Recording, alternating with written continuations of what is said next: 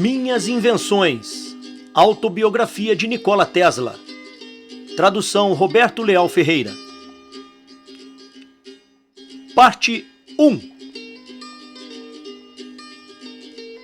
Introdução.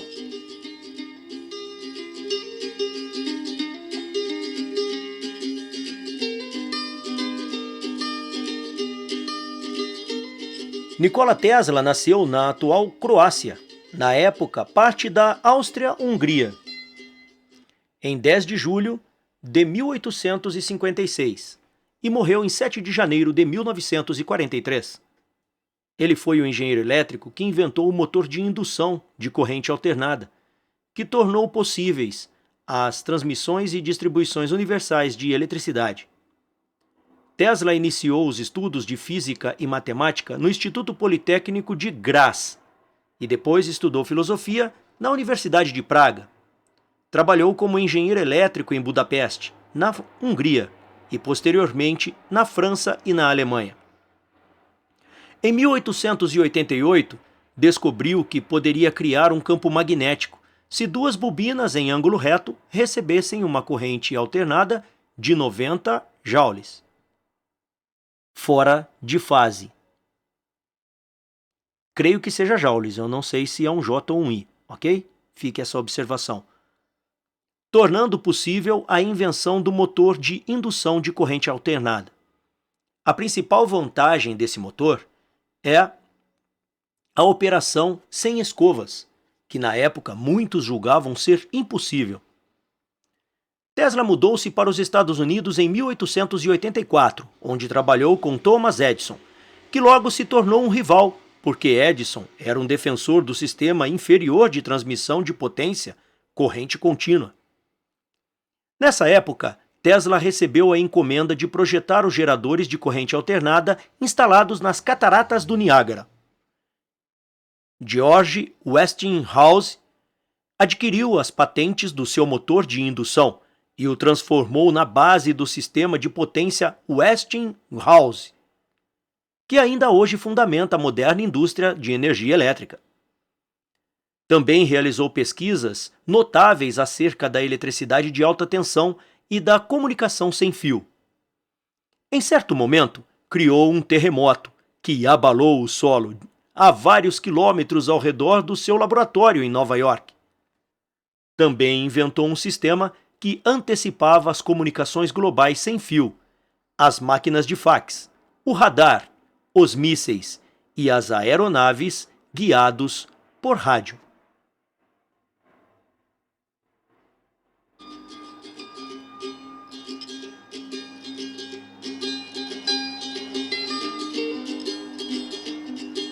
Capítulo 1. Anos de juventude.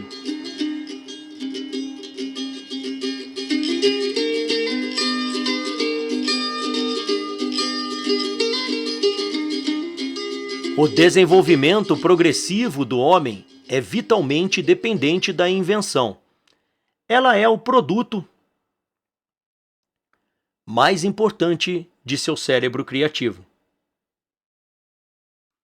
Seu propósito final é o domínio completo da mente sobre o mundo material, a subordinação das forças da natureza às necessidades humanas. Esta é a difícil tarefa do inventor, que geralmente é incompreendido e não recebe recompensa. Porém, ele encontra ampla compensação no agradável exercício de suas capacidades, e por saber que pertence à classe excepcionalmente privilegiada, sem a qual o homem teria aparecido há muito na dura luta contra impiedosos elementos.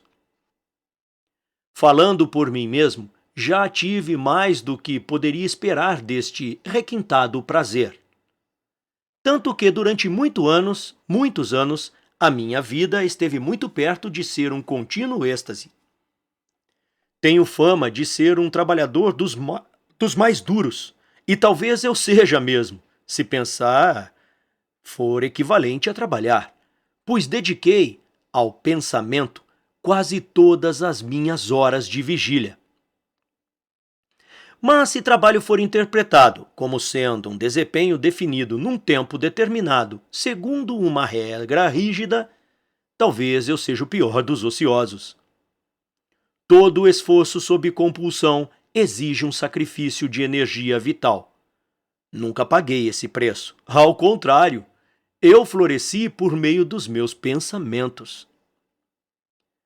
Na tentativa de dar um relato articulado e fiel das minhas atividades nessa história de minha vida, devo deter-me, ainda que com relutância, nas impressões de minha juventude e nas circunstâncias e nos acontecimentos que foram fundamentais na determinação da minha carreira. Nossos primeiros esforços são induções puramente instintivas de uma imaginação vívida e indisciplinada. À medida que ficamos mais velhos, firma-se a razão e nos tornamos mais sistemáticos e articulados. Mas esses primeiros impulsos, embora não sejam imediatamente produtivos, são da maior importância e podem moldar nossos próprios destinos. De fato, hoje sinto que, se eu os tivesse entendido e cultivado, em vez de suprimi-los, teria acrescentado um valor substancial ao meu legado, ao mundo. Mas só me dei conta de que era um inventor quando alcancei a maturidade. Isto se deve a inúmeras causas. Em primeiro lugar, eu tinha um irmão extraordinariamente dotado. Um desses fenômenos raros de inteligência que a investigação biológica não consegue explicar. Sua morte prematura deixou meus pais na terra inconsoláveis. Explicarei mais adiante minha menção sobre meus pais na terra. Tínhamos um cavalo que nos fora presenteado por um amigo querido. Era um animal magnífico, de raça árabe, dono de uma inteligência quase humana, tratado e mimado por toda a família, tendo certa vez salvado a vida do meu querido pai em circunstâncias notáveis. Em uma noite de inverno, meu pai havia sido chamado para executar uma tarefa urgente, e ao cruzar as montanhas infestadas de lobos, o cavalo assustou-se e saiu correndo, arremessando-o ao chão com violência. O cavalo chegou em casa sangrando e exausto, mas depois que o alarme soou, partiu de novo imediatamente de toda a velocidade, voltando ao local, e pouco depois da partida do grupo de busca, eles encontraram meu pai, que recuperara a consciência e tornara a montar, sem perceber que estivera deitado na neve durante horas. Esse cavalo foi responsável também pelos ferimentos que levaram meu irmão à morte. Eu assisti à trágica cena, e embora já se tenha passado muitos anos, minha impressão visual não perdeu nada de sua força. A lembrança dos talentos dele fazia todo o empenho meu parecer estúpido em comparação a ele. Qualquer coisa digna de mérito que eu realizasse só fazia meus pais sentirem ainda mais a perda dele. Assim, cresci com pouca confiança em mim mesmo. Mas estava longe de ser considerado um menino estúpido, a julgar por um incidente de que ainda guardo forte recordação.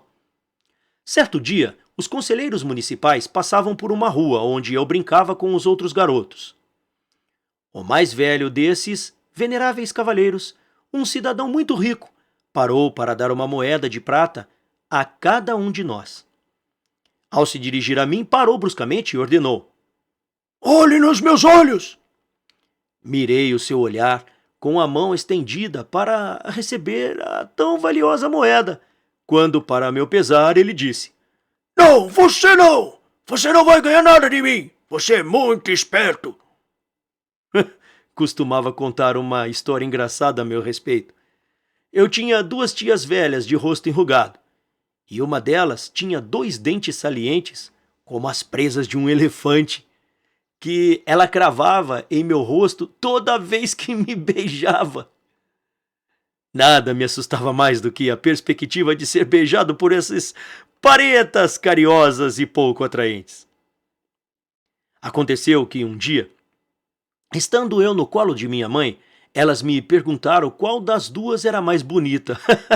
Depois de examinar seus rostos com atenção, respondi ponderadamente, apontando para uma delas: "Essa aí é tão feia como a outra." Pensando bem, eu havia sido destinado desde o nascimento à profissão clerical. E esta ideia me oprimia constantemente. Eu queria ser engenheiro, mas meu pai era inflexível. Ele era filho de um oficial que servira no exército do grande Napoleão. E como seu irmão, professor de matemática numa importante instituição, receberam uma educação militar. Mas, curiosamente, mais tarde, ele entrou para o clero e, nessa vocação, alcançou uma posição eminente. Ele era um homem muito erudito, um autêntico filósofo da natureza, poeta e escritor, e seus sermões eram considerados tão eloquentes quanto aos de Abraão de Santa Clara. Tinha uma memória prodigiosa e frequentemente recitava longos trechos de obras em diversas línguas. Muitas vezes comentava, brincando, que se alguns clássicos se perdessem, ele poderia recuperá-los. Seu estilo de escrita era muito admirado, com sentenças breves e claras, cheias de humor e ironia. As observações bem-humoradas que fazia eram sempre curiosas e características. Para dar um exemplo, posso citar um ou dois casos. Entre os empregados da fazenda havia um homem estrábico chamado Mané, contratado para fazer trabalhos nas cercanias da propriedade. Um dia, ele estava cortando lenha. Quando ergueu o machado, meu pai, que estava próximo, se sentiu muito irritado e alertou. Oh, pelo amor de Deus, Mané, não golpeie o que está olhando, só o que pretende acertar. Em outra ocasião, ele levava para passear um amigo que, por desatenção, deixou que seu caro casaco de pele se esfregasse na roda da carruagem. Meu pai chamou a atenção dele, dizendo: Tire seu casaco daí, ele está estragando a minha roda. Ele tinha o estranho hábito de falar consigo mesmo, e muitas vezes mantinha conversas animadas e envolvia-se em calorosas discussões, mudando o tom de voz. Um ouvinte acidental poderia jurar que havia muitas pessoas na sala. Embora eu deva atribuir à influência de minha mãe qualquer inventividade que possua, o treinamento a que ele me submeteu deve ter sido útil. Era composto de todo tipo de exercícios, tais como adivinhar os pensamentos um do outro, descobrir os defeitos de alguma forma de expressão, repetir longas sentenças ou efetuar cálculos mentais. Essas aulas diárias visavam fortalecer a memória e a razão, e, sobretudo, desenvolver o senso crítico, e foram, sem dúvida, muito benéficas. Minha mãe descendia de uma das famílias mais antigas da região, e de uma linhagem de inventores. Tanto seu pai como seu avô criaram diversas ferramentas para uso doméstico e agrícola, entre outros. Ela era realmente uma grande mulher, de rara habilidade, coragem e força moral, que enfrentou as intempéries da vida e passou por muitas experiências difíceis. Aos 16 anos, uma virulenta epidemia varreu o país. Seu pai foi chamado para administrar os últimos sacramentos aos moribundos, e durante a ausência dele, ela se encarregou sozinha da assistência de uma família vizinha antiga pela terrível doença. Deu banho, vestiu e estendeu os corpos, enfeitando-os com flores, segundo o costume da região. E quando seu pai voltou, encontrou tudo pronto para um funeral cristão. Minha mãe era uma inventora de primeira e creio que teria conseguido grandes coisas se não estivesse tão distante da vida moderna e de suas múltiplas oportunidades. Ela inventava e construía todo tipo de ferramenta e instrumentos e tecia as mais belas tramas com fios que ela mesma fiava. Ela mesma plantava sementes, cuidava das plantas e separava as fibras. Trabalhava sem cessar do nascer do sol até a tarde da noite, e a maior parte das roupas e os acessórios de vestuário em casa eram produtos de suas mãos. Quando tinha mais de 60 anos, seus dedos ainda eram ágeis o bastante para dar 3 nós em um cílio. Havia ainda outra razão mais importante para meu tardio despertar. Na minha infância, sofria de uma estranha perturbação devido ao aparecimento de imagens, geralmente acompanhadas de fortes clarões de luz, que dificultavam a visão de objetos reais e interferiam em meus pensamentos e atos. Eram retratos de coisas e cenas que eu havia realmente visto, nunca de coisas imaginadas. Quando me diziam uma palavra, a imagem do objeto que ela designava apresentava-se de modo vívido à minha visão, e às vezes eu era incapaz de distinguir se o que eu via era tangível ou não. Isso me deixava muito incomodado e ansioso. Nenhum dos estudiosos de psicologia ou de fisiologia com quem me consultei jamais conseguiu explicar esses fenômenos de maneira satisfatória. Eles parecem ter sido únicos, embora eu provavelmente tivesse predisposição a eles, pois sei que meu irmão tinha experiências semelhantes.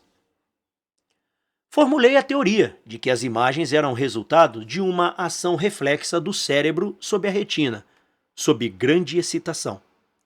Certamente não eram alucinações como aquelas produzidas em mentes enfermas e angustiadas, pois em outros aspectos eu era normal e tranquilo. Para ter uma ideia de minha aflição, imaginem que eu tivesse testemunhado um funeral ou algum outro espetáculo igualmente desgastante. Então, inevitavelmente, no silêncio da noite, uma imagem nítida da cena se impunha diante dos meus olhos e persistia, apesar de todos os meus esforços para me livrar dela. Se a minha explicação estiver correta, seria possível projetar numa tela a imagem de qualquer objeto que se concebe e torná-lo visível. Tal avanço revolucionaria todas as relações humanas. Estou convencido de que essa maravilha possa ser e será realizada no futuro. Posso acrescentar que dediquei muita atenção para a solução do problema. Consegui refletir uma dessas imagens que via em minha mente, na mente de outra pessoa e em outro recinto. Para me livrar dessas aparições perturbadoras, tentava concentrar minha mente em alguma outra coisa que tivesse visto e, desse modo, geralmente obtia um alívio temporário. Mas, para consegui-lo, tinha de evocar novas imagens continuamente.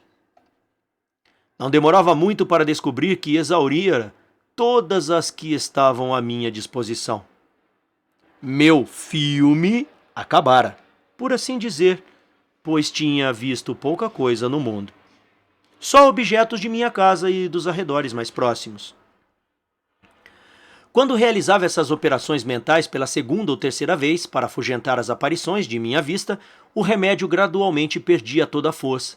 Então eu começava a vagar instintivamente para além dos limites do mundinho do qual tinha conhecimento e via novas cenas. No começo eram muito desfocadas e indistintas, e se dissipavam quando eu tentava concentrar minha atenção nelas. Elas ganhavam força e nitidez, e por fim adquiriram a concretude de coisas reais. Logo descobri que alcançava o máximo conforto se eu simplesmente desse livre curso à minha visão, recebendo novas impressões o tempo todo. E assim comecei a viajar dentro da minha mente, é claro. Toda noite, às vezes durante o dia, quando sozinho, eu partia para as minhas viagens. Via novos lugares, cidades e países. Vivia lá, conhecia pessoas e fazia amizades. Embora isto seja inacreditável, é fato que elas me eram tão caras como as da vida real, e nem um pouco menos intensas em suas manifestações. Fiz isso constantemente até os meus 17 anos, quando meus pensamentos se voltaram seriamente para a invenção. Observei então, para minha satisfação, que conseguia visualizar imagens fantasmas com maior facilidade. Não precisava de modelos, nem de desenhos ou experiências.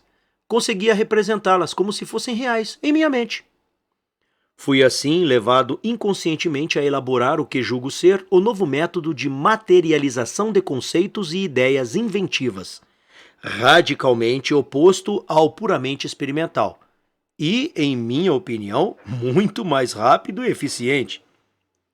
Quando alguém constrói um instrumento para pôr em prática uma ideia em estado bruto, ele se encontra inevitavelmente sobrecarregado com os detalhes do aparelho.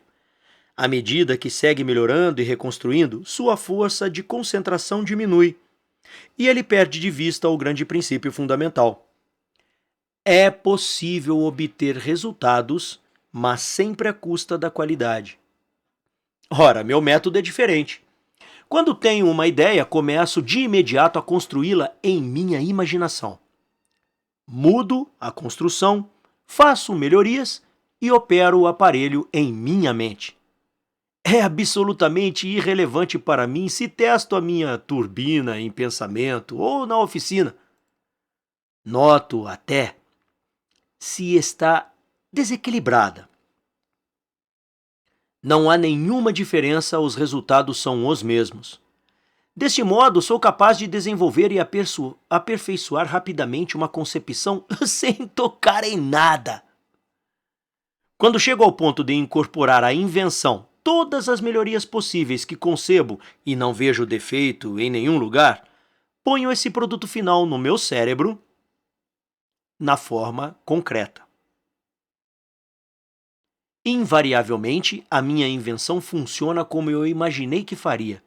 E o experimento sai exatamente como eu planejei.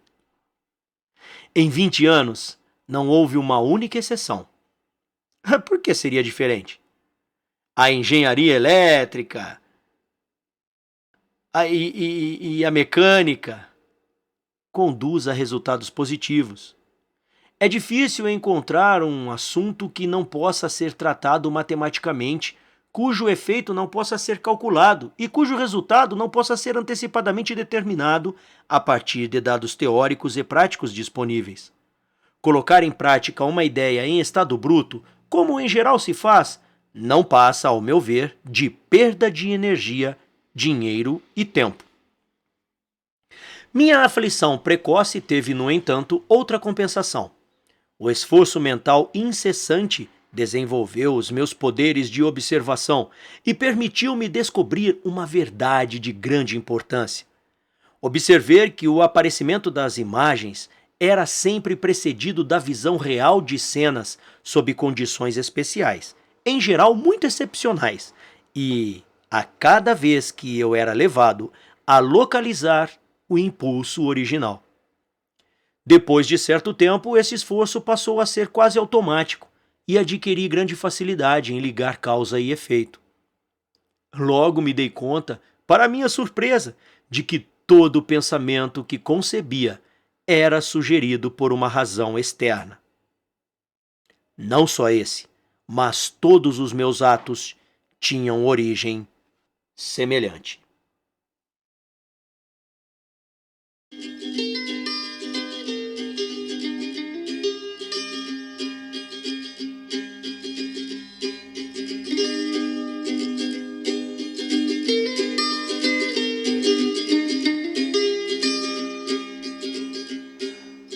Com o tempo, ficou totalmente evidente para mim que eu era apenas um autômato dotado de capacidade de movimento em resposta aos estímulos dos órgãos, dos sentidos, e que pensava e agia de acordo com isso.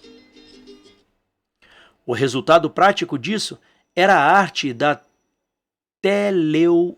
teleautomática, que até agora foi elaborada apenas de maneira imperfeita. Entretanto, suas possibilidades latentes serão finalmente mostradas. Há anos venho projetando autômatos autocontrolados e acredito que possam ser produzidos mecanismos que atuem como se possuísse razão, a um grau limitado, e deflagrarão uma revolução em muitos setores comerciais e industriais.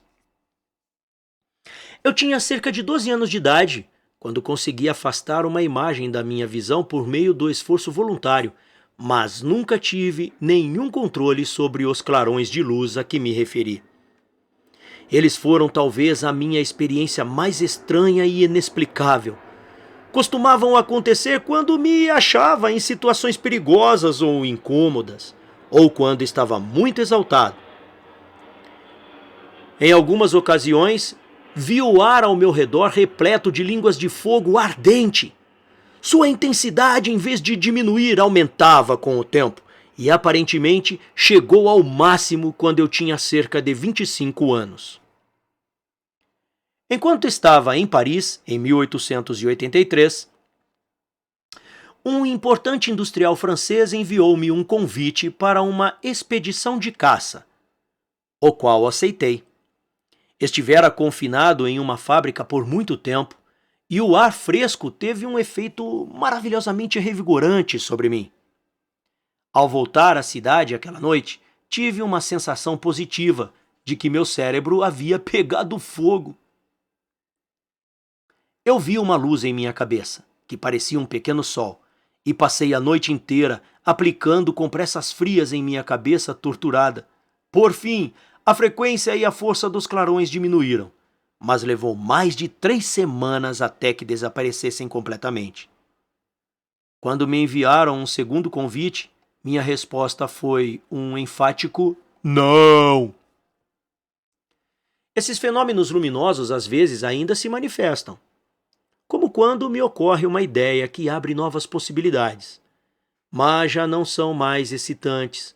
Sua intensidade é relativamente pequena.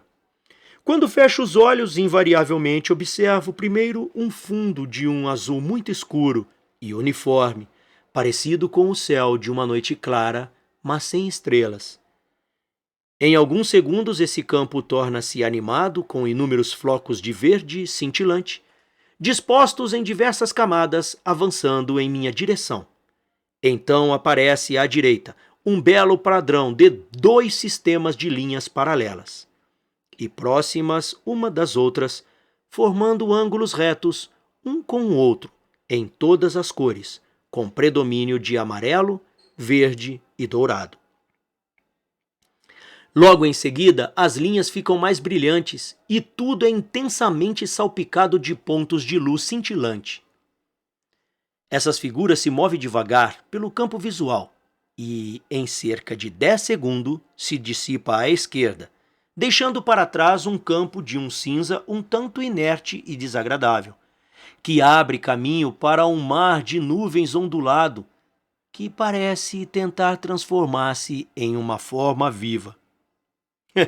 É estranho que eu não possa formar nada com o campo cinza, até atingir a segunda fase. Toda vez, antes de adormecer, imagens de pessoas e objetos passam rapidamente diante de meus olhos. Quando as vejo, sei que logo vou perder a consciência. Se estão ausentes e recusam-se a aparecer, é sinal de uma noite de insônia. Posso ilustrar até que ponto a imaginação foi importante em minha juventude com outra estranha experiência. Como a maioria das crianças, eu adorava pular e desenvolvi um jeito intenso de me manter no ar. Às vezes, um vento forte, rico em oxigênio, soprava da montanha, tornando meu corpo leve como cortiça. Então eu pulava e flutuava no espaço por um longo tempo. Era uma sensação deliciosa. E grande foi a minha decepção quando mais tarde perdi essa ilusão. Nessa época adquiri diversos gostos, antipatias e hábitos estranhos, alguns dos quais posso atribuir às impressões externas, enquanto outros são inexplicáveis.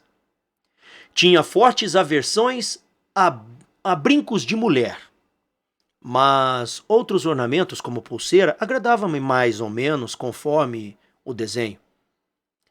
A visão de uma pérola quase me dava um ataque, mas ficava fascinado com o brilho dos cristais ou de objetos de bordas afiadas e superfícies planas. Não tocaria o cabelo de outra pessoa, a não ser que fosse obrigado a isso. Teria febre só de olhar para um pêssego, ou, se houvesse um pedaço de cânfora em qualquer lugar da casa, isso me causava o maior desconforto. Ainda hoje, não sou insensível a algum desses impulsos desagradáveis. Quando deixo cair quadradinhos de papel em um prato cheio de líquido, sempre sinto um gosto estranho e horrível na boca. Contava os passos em minha caminhada e calculava o conteúdo cúbico de pratos de sopa, xícaras de café e porções de comida. Caso contrário, minhas refeições se tornavam desagradáveis. Todos os atos repetidos ou operações que executava tinham de ser divisíveis por 3. E se não desse certo, sentia-me obrigado a fazer tudo de novo, mesmo que levasse horas. Até os 8 anos de idade, meu caráter era fraco e hesitante. Não tinha coragem nem força para tomar decisões firmes. Meus sentimentos vinham em ondas e surtos e variavam continuamente entre extremos. Meus desejos eram imperiosos e multiplicavam-se como as cabeças de hidra. Era oprimido por pensamentos dolorosos sobre a vida e morte e pelo temor religioso. Era dominado por crenças supersticiosas e vivia com pavor constante do espírito do mal, de fantasmas e de ogros e outros monstros malignos das trevas. Então, de repente, ocorreu uma tremenda mudança que alterou o curso de toda a minha existência. Eu gostava dos livros acima de todas as coisas. Meu pai tinha uma grande biblioteca e, sempre que podia, eu tentava satisfazer a minha paixão pela leitura. Ele não permitia isso e tinha acessos de raiva quando me pegava em flagrante. Escondia as velas quando achava que eu estava lendo às escondidas. Não queria que eu estragasse minha vida, mas eu arranjei sebo, fiz o pavio e moldei os bastões em forma de lata e toda noite tapava o buraco da fechadura e as fendas e lia, muitas vezes até amanhecer, enquanto todos os demais dormiam, e minha mãe dava início à sua árdua tarefa diária. Certa vez topei com um romance chamado Avaf, o filho de Aba, uma tradução sérvia de um famoso escritor húngaro, Josica. Este livro, de certa forma, despertou os poderes adormecidos da minha vontade e eu comecei a praticar o autocontrole. A princípio, minhas decisões derretiam como a neve de abril, mas logo dominei a minha fraqueza e sentia um prazer que nunca experimentara antes.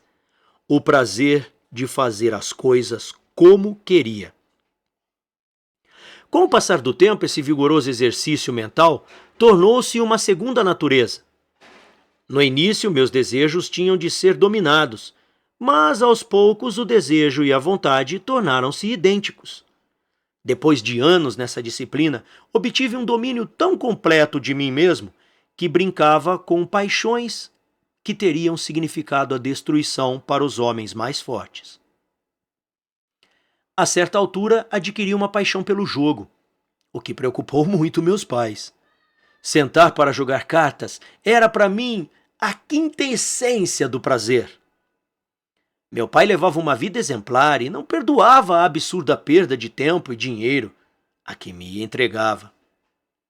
Eu tinha uma forte determinação, mas minha filosofia era ruim.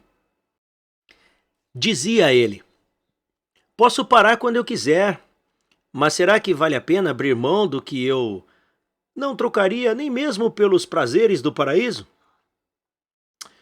Muitas vezes ele extravasava sua ira e desaprovação, mas minha mãe era diferente. Ela compreendia o caráter dos homens e sabia que só se pode alcançar a salvação por meio dos próprios esforços. Certa tarde, eu me lembro, depois de perder todo o meu dinheiro e louco para jogar, ela veio até mim com um maço de notas e disse: vá, divirta-se. Quanto antes você perder tudo que temos, melhor será. Sei que você vai superar isso. Ela estava certa. Controlei a minha paixão naquele mesmo momento e só lamentei que ela não tivesse sido 100 vezes mais forte. Eu não só a derrotei, como também a arranquei do meu coração, não deixando sequer um vestígio de desejo. Desde então tenho sido tão indiferente a qualquer forma de jogo quanto a palitar os dentes. Em outra época eu fumava demais, ameaçando acabar com a minha saúde. Então a minha vontade prevaleceu e não só parei de fumar, como destruí qualquer propensão ao vício. Muito tempo atrás eu sofria de problemas cardíacos, até descobrir que se deviam ao inocente cafezinho que eu tomava todas as manhãs. Parei de imediato, embora confesse que não tenha sido fácil. Na mesma maneira, refreei e controlei outros hábitos e paixões. E não só preservei a minha vida, como obtive enorme satisfação com o que os outros teriam considerado privação e sacrifício. Ao terminar os estudos no Instituto Politécnico e na universidade, tive um profundo colapso nervoso. E enquanto durou a doença, observei muitos fenômenos estranhos e inacreditáveis.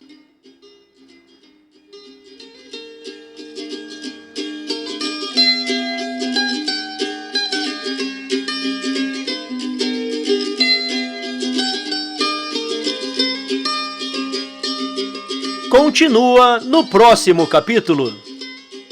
Obrigado por ouvir, deixe seu like, se inscreva no canal, ative o sininho e até a próxima leitura. Valeu!